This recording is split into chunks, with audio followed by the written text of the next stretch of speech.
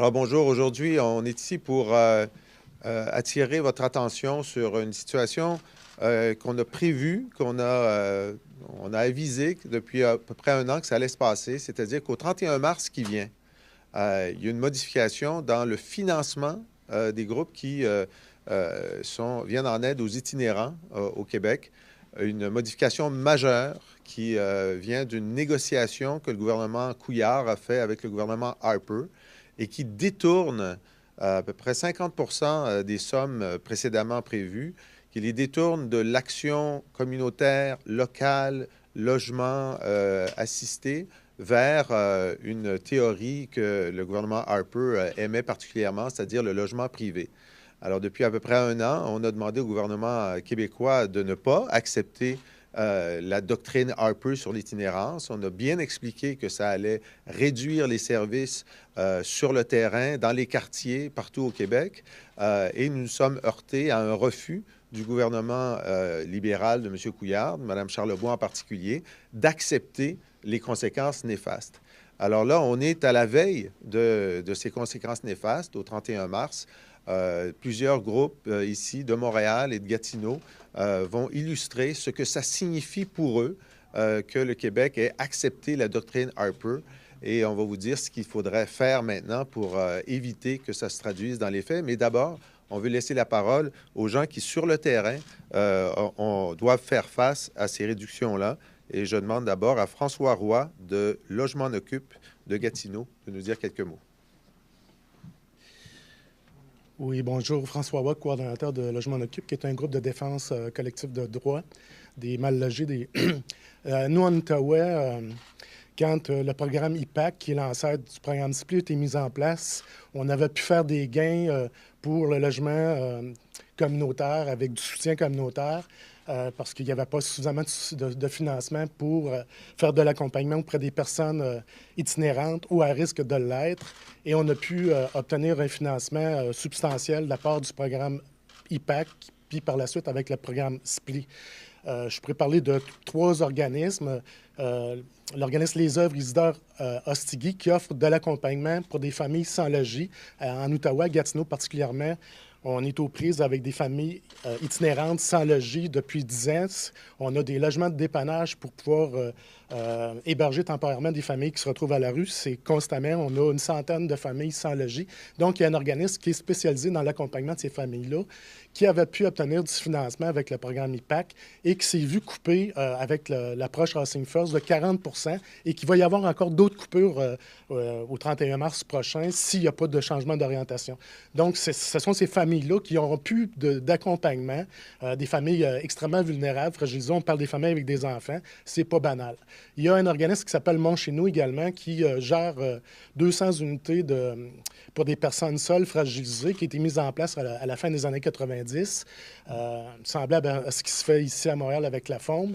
Cet organisme-là s'est vu couper également dans son soutien communautaire 40 de son enveloppe SPLI. Et il va y avoir d'autres coupures au printemps prochain, encore une fois, s'il n'y a pas de changement d'orientation.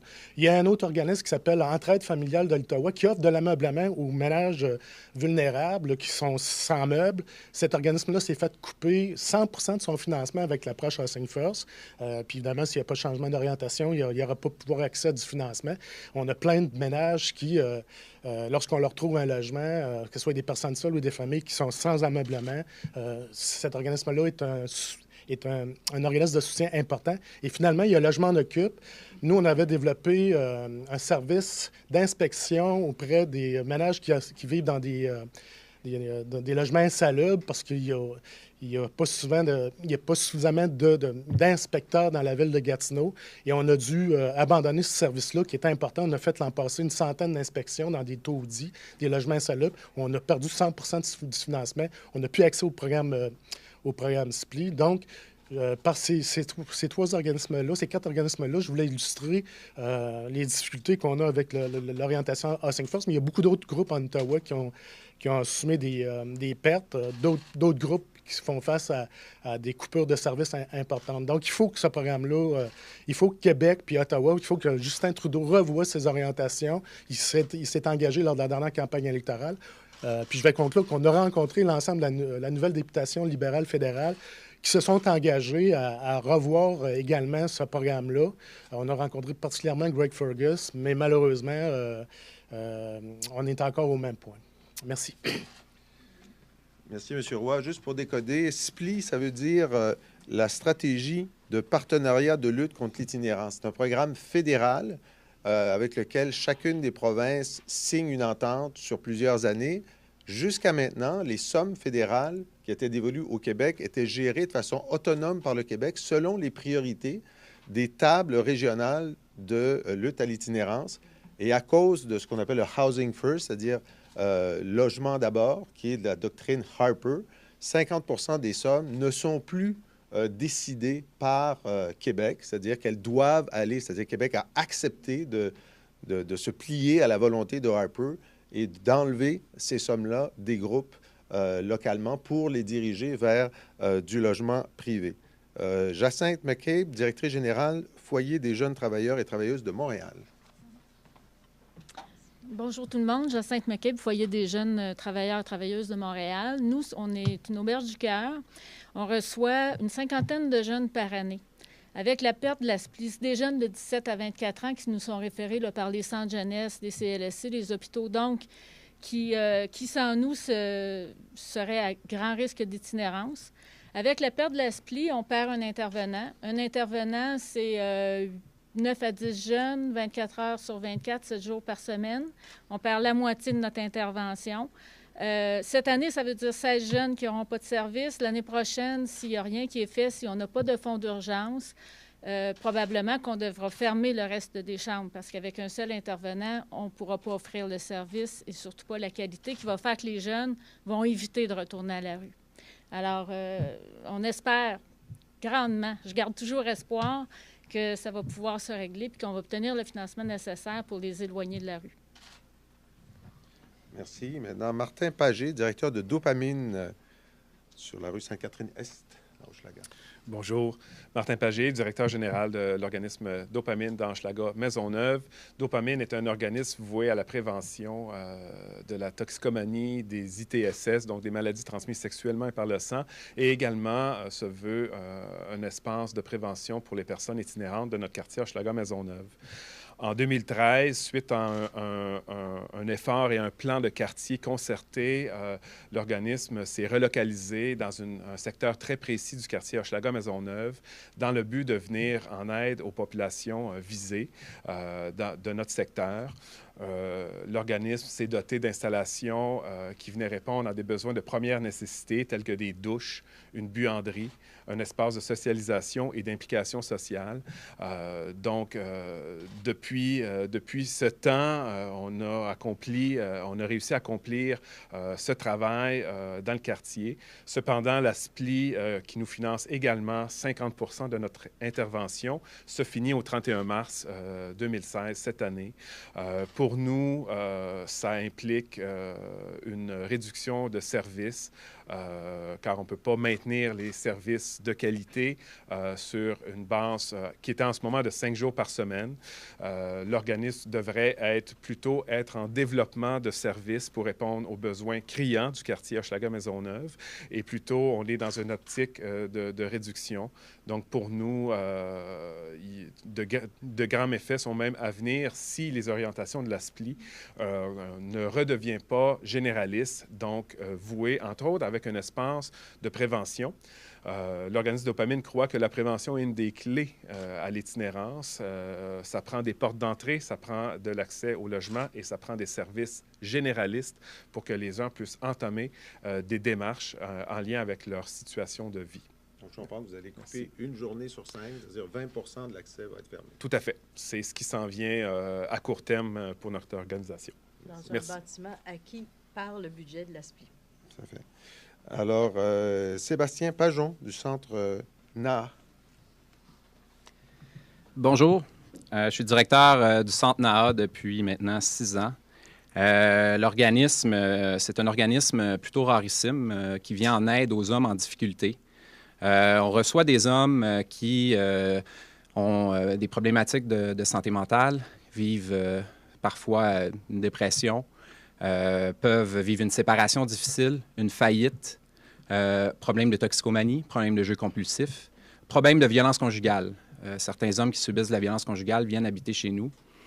Nous, notre programme, c'est vraiment un programme de réinsertion sociale. Donc, nos partenaires, que ce soit les refuges, que ce soit des centres de crise, nous réfèrent des gens qui sont à la base motivés par un cheminement pour se reprendre en main. Au 31 mars, la situation, nous, va être extrêmement critique. On se fait couper 100 % de notre masse salariale. Nous avons 47 logements. Donc, on va se retrouver avec des hommes vivant des difficultés, n'ayant plus de soutien. Ils ont entrepris présentement une démarche et ils ont tissé des liens avec leurs intervenants. Beaucoup d'entre eux cheminent bien. Et au 31 mars, on se retrouve avec plus d'intervenants. Donc, on a un organisme, 47 logements, et puis plus aucun intervenant. C'est la situation dans laquelle qu'on va vivre. C'est très difficile pour nous. Il y a des gens qui sont là depuis un certain temps et on ne sait pas du tout ce qui va leur arriver. Comme vous voyez, c'est assez terrible. Champ de Bourdage représente à la fois le RAPSIN et l'itinéraire. Bonjour tout le monde. Donc, je suis au comité exécutif du réseau d'aide aux personnes seules et itinérantes de Montréal. Je vais utiliser l'exemple de mon groupe, donc le groupe L'Itinéraire, pour illustrer là, les impacts de la coupure de la SPLI. Nous, en fait, la SPLI nous a permis d'acquérir le milieu de vie qu'on a au coin de Lormier et Sainte-Catherine. C'est depuis août que nous sommes touchés là, par les coupes. C'est 2 postes d'intervenants sur 4 qui sont touchés là, au niveau de notre organisme. On a décidé pour l'année financière qui se termine au 31 mars d'assumer là, ce coût-là pour maintenir la qualité des services que l'on a. Vous savez, les gens qui viennent à l'itinéraire ne viennent pas juste vendre des magazines, là, ils reçoivent de l'accompagnement pour soit aller vers des ressources en toxicomanie, on les place carrément en logement, donc on a des ententes aussi avec les OBNL pour des places en logement. C'est même l'accompagnement vers ces ressources en logement-là qui sont coupées. Donc, le logement, d'abord, vient nous empêcher de placer des camelots dans des logements. Pour l'année qui s'en vient, on va être obligé de faire des choix. Est-ce qu'on va réduire notre capacité? Est-ce qu'on va mettre des quotas sur le nombre de gens qui rentrent chez nous? Ça serait la première fois en 20 ans qu'on le fait. Est-ce qu'on va devoir abandonner notre service de référencement en logement? C'est vraiment la qualité là, de l'accompagnement qui va prendre un coup chez nous là, avec les coupures qu'on subit. Merci beaucoup, Sean. Jean-François Marie, du réseau Solidarité Itinérance Québec. Bonjour. Au RSIQ, on voit en fait au travers des 14 tables régionales qui sont nos membres, partout au Québec, les impacts de la SPLI, des impacts de 2 ordres. D'abord, un impact sur les services, donc des services qui soient fournis en centre de jour, en travail de rue, en hébergement, en refuge, qui vont être diminués, voire coupés suite à la SPLI. Ce sont 30 organismes au 31 mars qui vont voir les coupes devenir effectives pour l'initiative fédérale de lutte à l'itinérance. Et ce sont 10 000 personnes qui ne seront plus rejointes par cette initiative-là. Un autre ordre d'idée aussi pour les coupes, c'est les immobilisations. Avec la réorientation de la SPLI, les immobilisations, l'investissement dans les immobilisations a été réduit à néant. À Montréal seulement, c'était la contribution dans 900 constructions de logements sociaux que la SPLI avait permis. 900 depuis la création de la SPLI. Et désormais, plus aucun budget, enfin ou presque plus rien, puisque 4% de l'enveloppe annuelle à Montréal va désormais être dédiée aux immobilisations, ce qui rend totalement inutilisable cette portion-là du financement. Au RSIQ, ce qu'on demande, c'est le retour à une SPLI généraliste qui permet de financer une diversité d'initiatives pour répondre aux besoins des personnes, pour renforcer en fait la première ligne d'intervention en itinérance. Ce qu'on demande aussi, c'est une SPLI communautaire où les priorités de financement sont définies localement par le milieu local. Et enfin, une SPLI avec un budget augmenté à 50 millions. Il faut savoir que la SPLI n'a jamais été indexée depuis 15 ans. Le budget n'a jamais été indexé et est resté le même à 20 millions de dollars par année au Québec. On est rendu en 2016 et on demande 50 millions pour combler justement l'absence de cette indexation au fur et à mesure des années et pour être capable de répondre à un besoin qui est tout sans cesse en augmentation. Merci beaucoup. On a la chance d'avoir avec nous aujourd'hui Monique Posé, qui est députée du Bloc québécois de Repentigny, qui est la porte-parole en matière d'itinérance. Elle va nous donner un portrait de quelle est la position des libéraux fédéraux et comment ça évolue. Monique. Merci. Alors, bonjour tout le monde. Je suis Monique Posé, députée du Bloc québécois. Vous avez vu l'expérience importante qu'on a au Québec. Vous voyez aussi les impacts terribles qu'a eu cette nouvelle entente, héritage de M. Harper. Alors, nous, on dit que ce n'est pas au gouvernement fédéral de nous dire au Québec comment agir et comment intervenir auprès des personnes itinérantes. Alors, nous allons nous baser sur ce que M. Trudeau a dit en campagne électorale, son engagement qui était de renégocier l'ASPLI. Alors, nous allons nous assurer que cette négociation-là a lieu dans le sens des intérêts du Québec. M. Duclos du cabinet Trudeau vient du Québec, alors nous espérons avoir une bonne oreille de ce côté-là. Pour l'instant, il n'en a pas encore parlé. C'est le rôle du Bloc de le faire parler là-dessus. Merci.